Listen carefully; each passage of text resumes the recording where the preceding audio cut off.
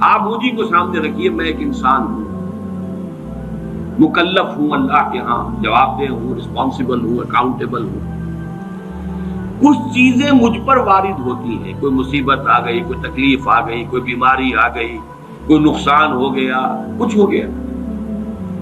اب نوٹ کرنا چاہیے کہ اس کے کچھ اسباب ہوں گے، مادی اسباب ہیں یا کچھ اور لوگ ہیں، کسی نے میرے گھر کو فرض کیجئے کہ کوئی نقصان پہنچانا چاہا ہے، اس نے کام کیا ہے، کسی نے مجھے اٹھا کے پتھر دے مارا ہے، تو یہ سارے فیکٹرز ہیں، لیکن یہ شے بالفعل مجھ پر نہیں وارد ہو سکتی اگر اللہ کا اذن نہ ہو۔ لاکھ سارے اسباب و وسائل ہوں اور لاکھ ساری دنیا ہو، ایک حدیث میں الفاظ آتے ہیں کہ اگر جان لے حضرت عبداللہ ابن عباس، علم ان الامت لو اجتمعت، کہ اگر پوری قوم جمع ہو جائے کہ تمہیں کوئی فائدہ پہنچا دے، نہیں پہنچا سکتا مگر اس بات کا جو اللہ نے تمہارے لیے طے کر دیا، اور اگر پوری قوم مجتمع ہو جائے تمہیں کوئی نقصان پہنچا دے، نہیں پہنچا سکتا۔ تو یہ اسباب و وسائل جو مجھ پر آ رہے ہیں، ان میں جو ہے فیصلہ کن شے اذن رب ہے۔ تو میں یہ بھی کہہ سکتا ہوں مجھ پر یہ اس کی لائی ہوئی مصیبت آ گئی، اور یہ بھی کہہ سکتا ہوں کہ اللہ کی طرف سے مجھ پر آیا، وہ خیر ہو یا شر ہو، بالقدر خیر ہی و شر۔ بھلائی کسی نے کرنی چاہیے، اس کا مجھے احسان ماننا چاہیے، اس کا مجھے شکریہ ادا کرنا چاہیے، کوئی بدلہ دے سکتا ہوں تو دینا چاہیے، یہ دنیا کا معاملہ ہوگا۔ اسی طرح کسی نے مجھے نقصان پہنچایا، میں قصاص لے سکتا ہوں، قانونی طور پر مجھے اس کا حق حاصل ہے، لیکن یہ جان لیجئے کہ یہ اچھائی یا بھلائی مجھ تک نہیں آ سکتی تھی بغیر اذن رب۔ تو اذن رب شامل ہو گیا نا، تو میں اس کو شامل کر رہا ہوں، والقدر خیر ہی و شر ہی من اللہ تعالی۔ دوسری طرف میں کچھ کام کرنا چاہتا ہوں، اچھا یا برا جو بھی ہے، یا کوئی میرا منصوبہ ہے بہت بڑا۔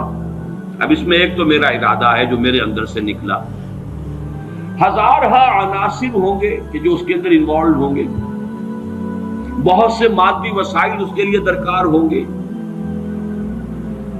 اسباب نہ ہو جمع تو یہ کیسے کام شروع ہو سکتا ہے؟ اسباب کرے جمع، خدا ہی کا یہ کام۔ یہ عزم تیرا، یہ مجھے الفاظ پھر یاد آ گئے، وہ اکبر الہ آبادی کے، یہ میرے دروس میں یہ اشعار بہت آئے ہیں، اب کچھ ذہن سے اوجل ہو گئے۔ یہ عزم تیرا سعی سے دمساز ہو کیوں کر، عزم تو ہے، عمل کیسے ہو؟ اسباب نہ ہو جمع تو آغاز ہو کیوں کر، اسباب کرے جمع، خدا ہی کا ہے یہ کام، طالب ہو تو خدا سے، تو دعا ہی کا ہے یہ کام۔ یہاں پر بھی ایک فیکٹر ابھی اکبر الہ آبادی کی نگاہ سے بھی اوجل ہے۔ دیکھیے میرا ایک عزم ہے، میرا ایک ارادہ ہے، اس کے لیے کوئی مادی وسائل، کچھ لوگوں کا تعاون درکار ہے، وہ بھی اللہ کے کنٹرول میں ہے، اللہ چاہے گا تو آئے گا۔ پھر بالآخر کسی شے کا پورا ہو جانا، آخری درجے میں پھر اللہ کے اذن کا طالب۔ یہاں تک کہ حضور نے فرمایا کہ جو لقمہ بھی ابن آدم کے حلق سے نیچے اترتا ہے، اب وہ سارا آپ نے اس کے لیے کمائی کی، محنت کی، وہ کھانا پک گیا، آپ کی اہلیہ نے پکا لیا گھر پہ، اب یہ لقمہ اتر رہا ہے، اس وقت بھی اللہ سے اذن چاہتا ہے کہ میں اس کے حق میں غذا کا کام دوں یا زہر بن کر لڑوں۔ لہذا میں یہ بھی کہہ سکتا ہوں کہ یہ کام اس طرح ہو گیا، میرے کرنے سے ہو گیا، ان اسباب سے ہو گیا، ان مددگاروں کی مدد سے ہو گیا، اور یہ بھی کہہ سکتا ہوں کہ یہ کام میں نے نہیں کیا، اللہ نے کیا۔ صرف جو ہمیں تلقین کی گئی ہے وہ یہ ہے، خیر وجود میں آ جائے تو اسے اللہ کی طرف منسوب کرو۔ الحمدللہ الذی ہدانا لہذا وما کنا لنہتدی لولا ان ہدانا اللہ، قل حمد، قل شکر، قل تعریف اس اللہ کی جس نے ہمیں ہدایت عطا فرمائی۔ ہم ہرگز ہدایت نہ پا سکتے اگر اللہ ہمیں ہدایت نہ دے۔